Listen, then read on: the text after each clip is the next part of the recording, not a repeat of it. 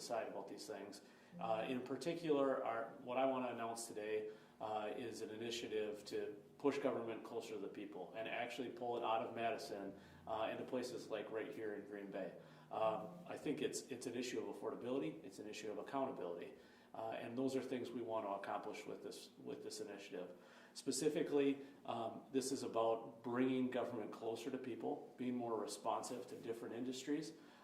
Here in Green Bay, a great example is the Department of Financial Institutions, which I think would be a great location here in Green Bay, pointed out in Madison, with the heritage, the economy, Nicolet Bank and Associated Bank and others. Having that culture and that economy be responsive to the government service, I think is a really good illustration amongst many others. Right now, we send all of our tax money down to Madison and Dane County, and it stays there. While this certainly isn't an attack on Madison in any way, shape, or form, they certainly have their own economic needs, their own real estate needs. This would provide more opportunity to developers to create real estate need, home ownership and housing needs in Madison, while the cost of real estate here in Green Bay is demonstrably cheaper. I think it's actually 6 times cheaper compared to Madison. So could be a cost savings by moving such a thing to Green Bay, and it absolutely could bring accountability and responsiveness to the people. I think having a centralized state capital is very similar to my experience in Washington County with a centralized county government, while just about 10 minutes down the road now in Port Washington there's another county seat. I think those are days of old. We don't need that anymore. And so spreading these types of things across the state, I think, is much more responsive and effective government, which is always my goal. How do we make things smaller and more effective and more responsive to people? And I think this does just that. In particular, with regard to bringing DFI to Green Bay, if that were such a thing to be able to happen while we work with the legislature, it represents 140 good-paying jobs that could come here to the Fox Valley, as well as that economic culture that I talked about a few minutes ago, and a dose of common sense from folks here in the Green Bay area. But it's more than just about moving offices, it's about changing culture. I believe whether it's state government, county government, school districts, and sometimes just organizations in general, culture gets sour, and that is certainly what has happened in the culture of state government. I think getting things more out across the state helps to change that. And this conversation about pulling government out of Madison and getting it closer to people will do just that. You combine this with also on day one issuing an executive order bringing all employees back to work in office. I think they are the beginnings of changing that culture. This is certainly a conversation that has to go well beyond any governor. It's a conversation with legislators, it's a conversation with local communities and counties like here in Brown County. But I look forward to having it because we need something new and different, not just in the candidates, but folks who will do what they say they're going to do. And if you look at my track record in Washington County, that's exactly what we've done. Suffice it to say, as I've gone around the state of Wisconsin, I've heard loudly and clearly from people that the status quo, the establishment, it's not working. We need something new and different. I just got done with meeting with a handful of superintendents in Oshkosh as part of CISA 6, talking about the massive challenges that they're facing with a school funding formula that is archaic from the 1970s and really hasn't been changed. It's no different than how our state government works. It needs to be more responsive to the people, closer to the people, more affordable and more accountable, and this proposal does just that. Looking forward to the conversation in the next 8 months with the people of the state of Wisconsin, and like I implore that we let the people decide. It's too important, and this election in November is too important. So with that, I'd love to take any questions if you have them. Josh, when you talk about moving positions up here from Madison, are you talking about we'll assign people who are currently fill those jobs moving up here, or are you talking about reopening those jobs to apply so that like local folks who live up here that might live closer to this newly relocated office might apply for that position in the state government? Yeah, I think it's going to be a both and, right? I anticipate there would be some of the current 141 employees from DFI, for example, that would certainly relocate to Green Bay. I don't think that's something we have to incentivize per se. There's a lot of well-qualified people here in the Green Bay area that we'd certainly love to bring into state government and help that change that culture. So I think it can be both, but it's absolutely relocating the organization and the infrastructure right here in Green Bay. When you talk about the executive order, you're talking about making everybody go back to work and more remote work for state offices. Do you project a cost savings with that, or is it more just about a culture of getting whatever under one roof to do a better job? I think it's both and. I think if you look at the studies on work from home, there's definitely a loss in productivity and organizational efficiency. So to some degree, there will certainly be cost savings as it relates to that. But I think more importantly, you have to change culture. Places like Kimberly-Clark have done that over decades and decades. We can do it at state level too. That's exactly what I've done in Washington County. It doesn't happen in 1 year or 2 years. I've been with Washington County for 12, and I can tell you we're still working to improve culture, but you've got to reorient it away from a philosophy about what's most important for the institution itself, for the organization, for the bureaucracy, and it's got to be about what's best for the people. I think proposals like this and conversations like returning to work are important to start that process out. When did you come up with the idea, or start thinking about the idea? Well, I'm an ideas machine. It's who I am, but a problem solver first.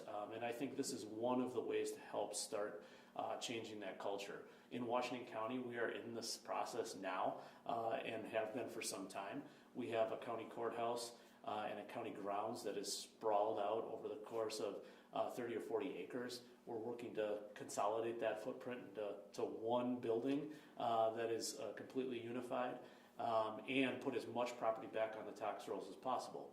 This is a much, much bigger version of that same thing. But again, it's oriented towards changing the culture, making it more about the people, and pushing accountability back to the people who we serve. They should be always the priority number one. So is this a continuation of the current Vision 2030 plan? Because I believe in a press release it cited the Vision 2030 plan. It absolutely builds upon what I think are some good components of the 2030 plan, but it really expands upon that. I don't think there's been anybody, maybe since Lee Sherman Dreyfus in 1978, that talked about the cocoon of Madison, the city surrounded by reality. But in my opinion, we have to take a big, long step, more than just one small step for man, a giant leap for mankind, and that is completely going statewide with something like this. It could be, DFI here in Green Bay. It could be Department of Natural Resources up in places like Rice Lake or Wausau. It could be DATCAP in places like Stevens Point and much more. The point is, let's start the conversation. Let's get realistic about moving these departments out, and let's change the culture. The Badger Institute says that there are about 30,000 state employees, but only about 38% of them actually work in Madison. So a lot of them are spread out. Obviously, there are high concentrations of them in different counties, but if we're trying to downsize in Madison and expand, it sounds like there's not quite as many workers in Madison than maybe we would think. So why is this such an important issue to you? Well, those are big numbers, right? 38% of, what number did you say, 30,000? About 30,000. It's still quite a large number. I mean, you're still talking about 10,000 employees plus. If you move that to any one community, it would be one of the biggest economic development wins we've ever seen if it were the private sector. So if you imagine spreading that all across the state, I think it has an even bigger impact. Not to mention the cost of doing business in Madison, no matter what industry you're in, comparing to the cost of doing business in Green Bay, let alone a place like Stevens Point or Wausau or Rice Lake, is demonstrably less expensive. And quite frankly, I think the culture, the attitude, the common sense approach in those outlying communities is much different than the cocoon that is the city of Madison. So what does this mean for regional offices? There are regional offices for the DNR. We've got one here in Green Bay. Would those move too and then be absorbed, or would those stay in these communities that they're already in? What happens with those types of offices? I think the regional offices are good building blocks. I mean, they certainly need to be part of the more holistic discussion. But you look at a place like Wausau, where you have the UW Stevens Point campus that's closing. That could be a perfect illustration of a current government facility that's being utilized by county government that can be leveraged by the state in a partnership. I would see the same thing all across the state, including our regional offices. But it has to be a holistic strategic plan. It's why something like this is not something that can happen in 1 year. We need to start thinking collectively as a state, as neighbors, about what does it mean for the next 10, 20, 25 years. You think about a government building, we start putting those back on tax rolls in the city of Madison. The return on investment isn't just 7 years or 10 years or 20 years, it's perpetual. They're forever paying property taxes, and that's a win for taxpayers all across the state. In an effort to recruit workers outside of the Madison area, Governor Evers has taken some steps to make remote work more accessible so that there are more state workers across the state. If that kind of helps your vision of getting people out of Madison and into other communities, why stop remote work? I think it's a pause more than a stop, because I think what has happened is COVID obviously changed everything, and it just kind of was a ripping the Band-Aid off with no real strategic thought about what actually makes the most sense. I think this gives us a pause to totally do that culture change and also figure out what makes sense for us to have remote and what doesn't. And until we can actually do that assessment, I think the legislature has tried some things legislatively. I'm not sure passing state laws dictating how the executive branch needs to work is the best idea, but instead it should be this kind of cultural and strategic change that happens as a community conversation all across Wisconsin. And quite frankly, people in Green Bay and people in Wausau and people in Rice Lake should also have the benefits and the challenges that go with running state government. So the assembly bill that was mentioned in the press release that you said that you would sign, right? The governor's veto message said that he vetoed it because he considered it a overreach encroachment onto the executive branch, and then he also said that it would become a taxpayer burden to implement the bill. Do you see it as that? Ironic from a governor who vetoed a budget line to make a 402-year tax increase, that he would say such a thing. Look, I don't know that I agree that putting something in state law is the answer. I'd be preempting that. We'd have an executive order on day one to have all employees come back, and then we'd be very strategically moving towards this proposal and more, including looking at regional buildings and other county resources who are arms of the state. So I think that bill hopefully doesn't become necessary, but in the end, if it needs to be state law, I'd absolutely sign it. How is your plan to deregulate and distribute these state agencies different from the current Vision 2030 plan?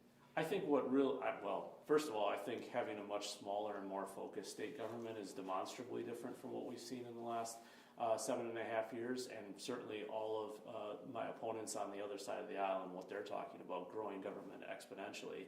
So I think that is a major step. I think we've got to get much more focused and, quite frankly, much closer to the people of the state, whether it's through local government, county government, school boards having more autonomy, responsibility, and accountability back to the people, or whether it's putting state resources closer to them so it can be more responsive and more ingrained in the actual culture and the economics of their individual industries. So I think it goes a step farther, and it's looking much bigger.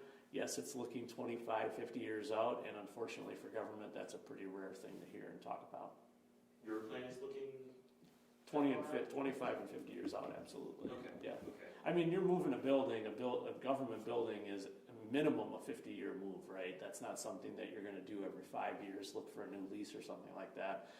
These are long-term changes that I think change the fabric of state government, and maybe more importantly, make it permanently ingrained, accountable, and responsive to people. Would you, I guess, end Vision 2030 and implement a new plan, or would you keep Vision 2030 going? No, I think it's important to acknowledge that not 100% of everything Governor Evers has done do I disagree with. I think there's pieces of it that we can build upon. I think this Vision 2030 is an example of what can be built upon, but we can do it much better and much more responsive. I think we've spent too much time in government, and maybe some of this is generational, but looking back and kind of adoring what we've built over the course of the last 50 or 100 years, and not enough time looking at what we need for the next 50. I mean, generationally speaking, as the oldest of millennials, look at what the next 50 years looks like. My generation's not having kids. The one behind me can't afford to have houses or start businesses or have kids themselves, get married. And that's going to materially change what Wisconsin looks like in the next 50 years. I think we in government need to be responsive to that, need to do some things to help change that, and being responsive and accountable to people is where you start. That's exactly what I hope to do with conversations and discussions like this, and it's what we'll do throughout all of this campaign.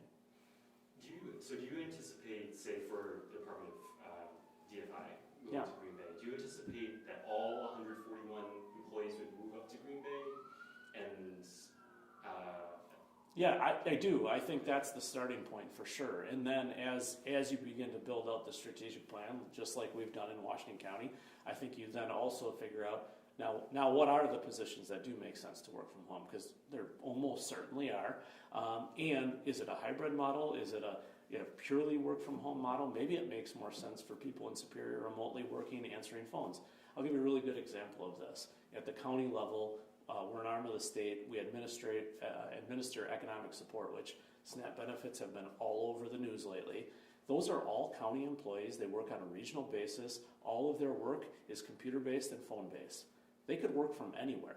Now, that's a department, maybe it does make sense for it to be more remote and not have to have dedicated bricks and mortar.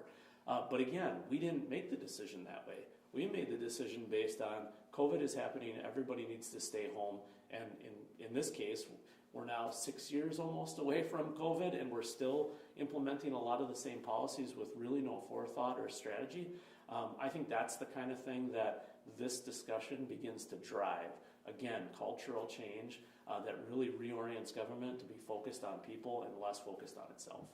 Would you say that this is your number one priority if you were to be elected, or are there other things that maybe are a step above this? Well, in terms of my number one priority is people in Wisconsin, yes. But in terms of the bureaucracy itself, breaking it up and changing the culture, organizationally, that absolutely is a priority. I wouldn't put it at the top, but holistically, it is a large part of what I want to do as governor.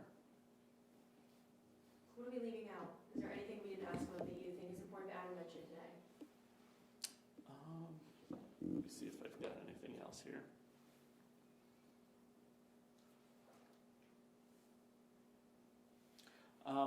The one thing I would say, and I hopefully I've been trying to get to this, but maybe to be more succinct, this campaign, we've now got, I think, 12 candidates on both sides, lots of mudslinging already, and certainly that is always going to get worse.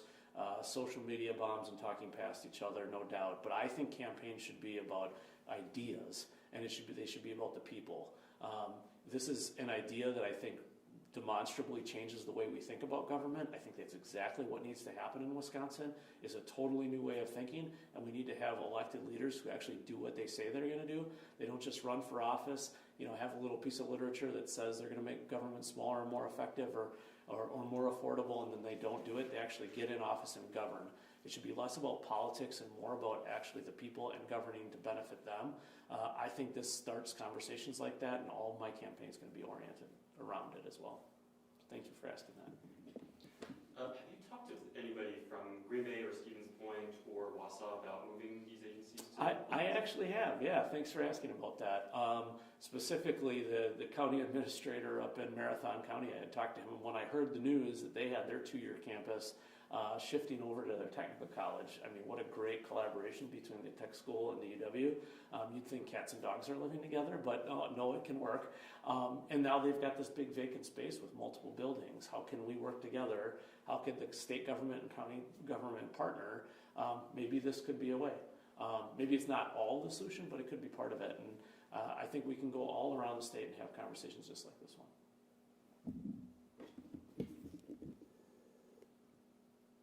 Well, thank you guys. I appreciate you all coming.